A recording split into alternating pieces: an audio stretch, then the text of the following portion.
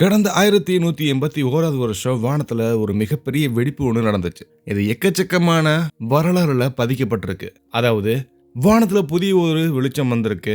அந்த வெளிச்சம் பகல் நேரங்கள்லயும் அதுவும் பல மாதங்கள்லயும் நீடிச்சிருக்குன்ற மாதிரியான பல ரெக்கார்ட்ஸ் இருக்கு. ஒரு முக்கியமான விஷயம் என்னன்னா 1181வது வருஷம் அவங்க பார்த்த வெளிச்சம் சுமார் அந்த காலத்துல இருந்து 7000 வருஷத்துக்கு முன்னாடி வெடிச்ச ஒரு நட்சத்திரத்துடைய வெளிச்சம் தான். இப்பயுமே நம்ம அதை பார்த்துட்டு இருக்கோம். பட் அதை நம்ம வேறு விதமா பார்த்துட்டு இருக்கோம். வெடிப்பா பார்க்காம ஒரு மிகப்பெரிய ரெமினண்டா பார்த்துட்டு இருக்கோம். அந்த வெடிப்புடைய மையத்துல ஒரு ஒயிட் ஆஃப் ஸ்டார் இருக்கு. இது ஒரு நட்சத்திரம்ன்றத சொல்றதை விட 2 நட்சத்திரம் இருக்கு. ஏன்னா 2 நட்சத்திரம் இருந்து அது ஒரு நட்சத்திரமா வெடிச்சனால அந்த இடத்துல ஒரு மிகப்பெரிய வெப்பநிலை மாற்றம் ஏற்பட்டிருக்கு. கிட்டத்தட்ட 2 லட்சம் டிகிரி செல்சியஸ். இப்போ நம்ம இந்த வீடியோ மூலியமா அந்த வெடிப்பை பத்தி ரொம்ப டீட்டெயிலாக பார்க்கலாம். அதை பத்தின எல்லா தகவலையும் நீங்க தெரிஞ்சுப்பீங்க. இன்ச் பை இன்ச் அந்த ஒட்டுமொத்த வெடிப்பை பத்தின பல விஷயங்களை நம்ம ரொம்ப டீட்டெயிலாக டிஸ்கஸ் பண்ண போறோம். நான் உங்க லோகபால கார்த்திகேயன். இது செனித் ஆஃப் சயின்ஸ்.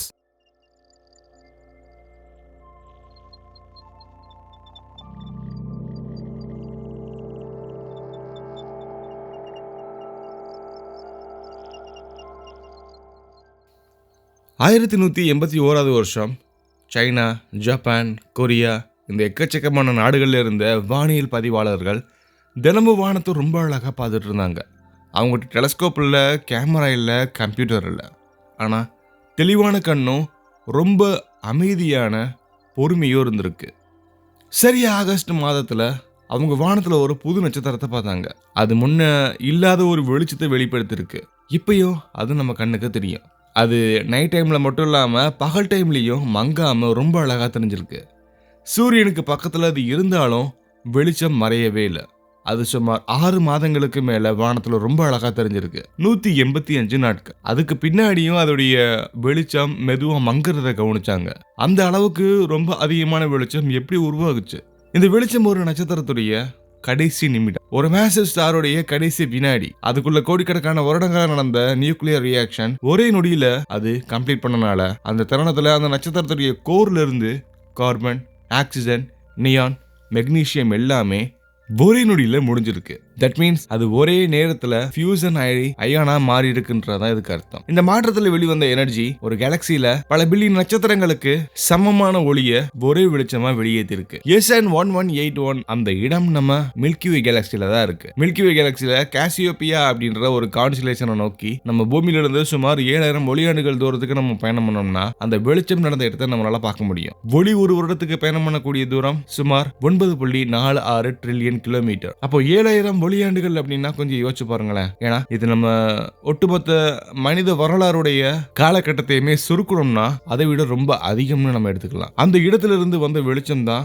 1181ல பூமியை அடைஞ்சிருக்கு. அந்த எக்ஸ்ப்ளோஷன் நடந்தது அவங்க பார்த்த அந்த காலகட்டத்தில் இருந்து 7000 வருடத்துக்கு முன்னாடி. அப்போ மனிதன் சரிவர முன்னேறாத காலகட்டம். அப்பவே நட்சத்திரம் வெடிச்சிருச்சு, இறந்துருச்சு. SN1181 அப்படின்றது ஒரு சாதாரணமான ஒரு சூப்பர்னோவா இல்லை. இது ரொம்ப ரொம்ப ரேரான ஒரு வகை. விஞ்ஞானிகள் இதை ஒரு முக்கியமான ஒரு சூப்பர்னோவாவோட கம்பேர் பண்றாங்க. அதாவது டைப் 1 அப்படின்ற ஒரு சூப்பர்னோவாவோட கம்பேர் பண்றாங்க. இதுல ஒரு ஒயிட் ட்வார்ஃப் ஸ்டார் ஒரு முக்கியமான பங்கு வகிக்குது. ஒயிட் ட்வார்ஃப் ஸ்டார்னா சூரியன் மாதிரியான ஒரு நட்சத்திரம். அதோடைய ஃபியூல் எல்லாமே முடிஞ்சு சுருங்கி இருக்கும். அது பூமியுடைய அளவுக்கும் அல்லது அதை விட கம்மியாகவும் இருக்கலாம். ஆனாலும் அதோடைய மாஸ் சூரியனுக்கு அதிகமாக இருக்கும். ஒரு டெட் ஸ்டார், அதாவது ஒரு இறந்த நட்சத்திரம், அதிலிருந்து ஒரு டீஸ்பூன் அளவுக்கு ஒரு மெட்டீரியல் எடுத்தோம்னா அது பல டன் எடைக்கு சமமாக இருக்கும். இந்த ஒயிட் ட்வார்ஃப் தனியாக இல்லை, இது ஒரு பைனரி சிஸ்டம்ல இருந்திருக்கு. பக்கத்தில் இன்னொரு கம்பேனியன் ஸ்டார். இந்த கம்பேனியன் ஸ்டார்ல இருந்து ஹைட்ரோஜன், ஹீலியம் கேஸ் மெதுவா இந்த ஒயிட் ட்வார்ஃப்க்கு வந்தது. இதை நம்ம ஆக்குரேஷன் சொல்லுவோம். வருடக்கணக்கான அல்லது நூற்றுக்கணக்கான ஆண்டுகளா அந்த கேஸ் எல்லாமே சேர்ந்து அதோடைய மேஸ் அதிகரிச்சிருக்கு. மேஸ் கூட கூட அதோடைய ப்ரெஷரும் கூடுது. ப்ரெஷர் கூட கூட அதை சேர்ந்து டெம்பரேச்சரும் அதிகமாகிட்டே இருந்திருக்கு. அது ஒரு லிமிட்டை தாண்டினதுக்கு அப்புறம் அதோடைய தெர்மல் நியூக்ளியர் ரன்வே அப்படின்ற ஒரு ப்ராசஸ் நடந்து ஒரு நொடியில் நியூக்ளியர் ஃபியூஷன் கண்ட்ரோல் இல்லாமல் ரொம்ப வேகமாக வெடிச்சிருக்கு. அந்த வினாடியில் டெம்பரேச்சர் சுமார் 5 பில்லியன் டிகிரி செல்சியஸ். நம்ம சூரியனுடைய மையத்தில் 15 மில்லியன் டிகிரி செல்சியஸ் அப்படின்ற வெப்பநிலையை நம்ம ப்ரெடிக்ட் பண்ணியிருக்கோம். இதை விட கிட்டத்தட்ட 300 மடங்கு அதிகம் அப்படிங்கிறது நீங்கள் யோசிச்சு பார்த்தீங்கன்னா அது எந்த அளவுக்கு ரொம்ப சூடாக இருந்திருக்கும்னு தெரிஞ்சிருக்கும். அந்த வெப்பத்தில் ஆட்டம்ஸ் எல்லாமே ஸ்டெடியாக நிற்க முடியாது. எலக்ட்ரான்ஸ், புரோட்டான், நியூட்ரான்ஸ் எல்லாமே பிரிஞ்சு பிளாஸ்மாவாக மாறும். அந்த பிளாஸ்மா ஒரு ஒளியுடைய வேகத்துக்கு பக்கத்தில் கூட ட்ராவல் பண்ணுறதுக்கு சான்சஸ் இருக்குது. மிகப்பெரிய வெடிப்பு நடந்ததுக்கப்புறம் அந்த நட்சத்திரத்துடைய பாடி ஸ்பேஸில் ரொம்ப வேகமாக எக்ஸ்பேண்ட் ஆகும். அந்த கேஸ் சுமார் ஒரு செகண்டுக்கு 1100 கிலோமீட்டர் அப்படின்ற வேகத்துக்கு ரொம்ப வேகமாக எக்ஸ்பேண்ட் ஆகிருக்கு. ஒரு செகண்டில் நம்ம அந்த வேகத்தில் கம்பேர் பண்ணோம்னா சென்னையிலேருந்து வெள்ளூருக்கு நம்ம போயிடலாம். அந்த வேகத்தில் 800 வருடங்கள் ஓடுனனால அது நெபுலா இப்போ நமக்கு சுமார் 20 ஒளியாண்டுகள் அப்படிங்கிற ஒரு மிகப்பெரிய ஒரு நெபுலாவாக காட்டுது. அதாவது இந்த நெபுலாவுடைய விட்டம் 20 ஒளியாண்டுகள்.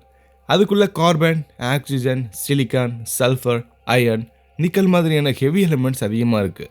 இந்த எலிமெண்ட்ஸ் தான் ஃப்யூச்சரில் ஒரு புதிய நட்சத்திரங்களையோ அல்லது கிரகங்களையோ உருவாக்கக்கூடிய ஒரு அடிப்படை ஆதாரமாக இருக்குது. பல நூற்றாண்டுகள் SN 1181 ரெமினன்ட் எதுனே நமக்கு தெரியாமல் இருந்திருக்கு. அதை தொடர்ந்து radio telescope, x ray telescope, infrared observatory எல்லாமே வளர்ந்ததுக்கப்புறம் PA30 நெபுலா அப்படிங்கிற ஒரு நெபுலா ஒன்று கண்டுபிடிக்கப்பட்டிருக்கு. அதோடைய structure, chemical signature, expansion speed, historical record இது எல்லாமே மேட்ச் ஆகுது. சென்டரில் ஒரு சூடான ஒரு ஆப்ஜெக்ட் ஒன்று இருக்கு. அதோடைய டெம்பரேச்சர் சுமார் 2,00,000°C. அது சர்வைவிங் ஒயிட் ட்வார்ஃப் ரெமினன்ட். எக்ஸ்ப்ளோஷன் முழுசா நடக்கல, பகுதியளவு வெடிப்பு மட்டும்தான் நடந்திருக்கு. நட்சத்திரம் முழுசா அழியல. இதை நம்ம ஒரு ரேரான இடத்துல வைக்கிறதுக்கான முதன்மையான காரணமா இருக்கு. இப்போ இந்த SN 1181 நம்ம சூரிய குடும்பத்துல ஒருவேளை நடந்திருந்தா என்ன இருக்கும்? இது பூமியில இருந்து சுமார் 10 ஒளியாண்டுகளுக்குள்ள நடந்திருந்தா பூமியில ஓசோன் லேயர் பாதிக்கப்பட்டிருக்கும். UV ரேடியேஷன் அதிகமாக இருந்ததுனால பல உயிர்கள் அழிஞ்சிருக்கும். 5 ஒளியாண்டுகளுக்குள்ள நடந்துருந்துச்சுன்னா இதோடைய ஷாக் வேவ் ஒரு மிகப்பெரிய ஒரு அழிப்பை ஏற்படுத்தியிருக்கும். இதை நம்ம மாஸ் எக்ஸ்டென்ஷன் சொல்லுவோம். ஆனால் இது ரொம்ப தூரத்தில் நடந்தனால நமக்கு இப்போ வரைக்குமே மிகப்பெரிய மாற்றம் எதுவுமே இல்லை.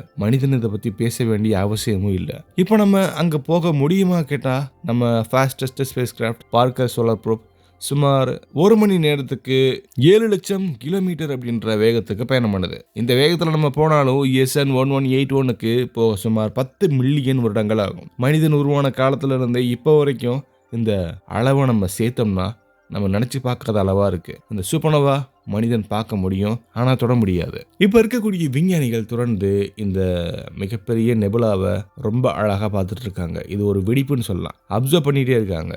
எக்ஸ்ரே, ஆப்டிக்கல், ரேடியோ டெலஸ்கோப் இது எல்லாமே பயன்படுத்தி அதோடைய கேஸுடைய மூமெண்ட், மேக்னெட்டிக் ஃபீல்டுடைய இன்டராக்ஷன், ஷாக் வேவுடைய எவல்யூஷன் எல்லாமே மெஷர் பண்ணிக்கிட்டே இருக்காங்க. இந்த எக்ஸ்ப்ளோஷன் முடிஞ்சு 800 வருடங்கள் ஆனாலும் அதோடைய எனர்ஜி இன்னும் ஸ்பேஸில் வேலை செஞ்சுட்டே இருக்குது. அது இன்னும் வாழ்ந்துட்டே இருக்கு. இந்த சூப்பர்னோவா நமக்கு ஒரு விஷயத்தை மட்டும் சொல்லிக் கொடுக்குது. நம்ம பாடியில் இருக்கக்கூடிய அயான், கால்சியம், ஆக்சிஜன், கார்பன் எல்லாமே இந்த மாதிரியான ஒரு மிகப்பெரிய எக்ஸ்ப்ளோஷன்ல இருந்து உருவானது. ஒரு நட்சத்திரம் இறந்தாதான் ஒரு மனிதன் உருவாக முடியும். ஒரு சூப்பர்னோவா இல்லாமல் பூமி இல்லை, பூமி இல்லாமல் வாழ்க்கை இல்லை, வாழ்க்கை இல்லாமல் இப்போ இந்த கேள்வியே இல்லை. 1181 நட்சத்திரம் இறந்திருக்கு. 2026 மனிதன் அதை பற்றி பேசுகிறான்.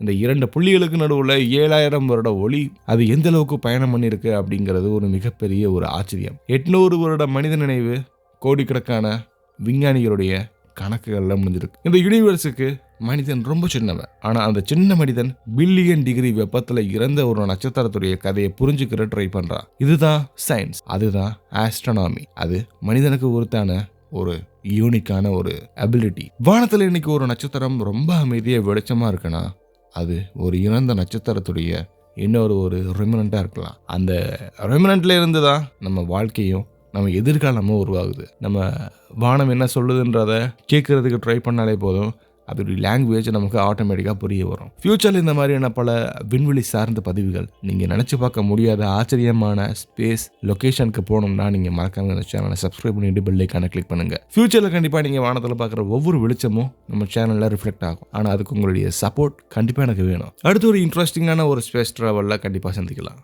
பாய்.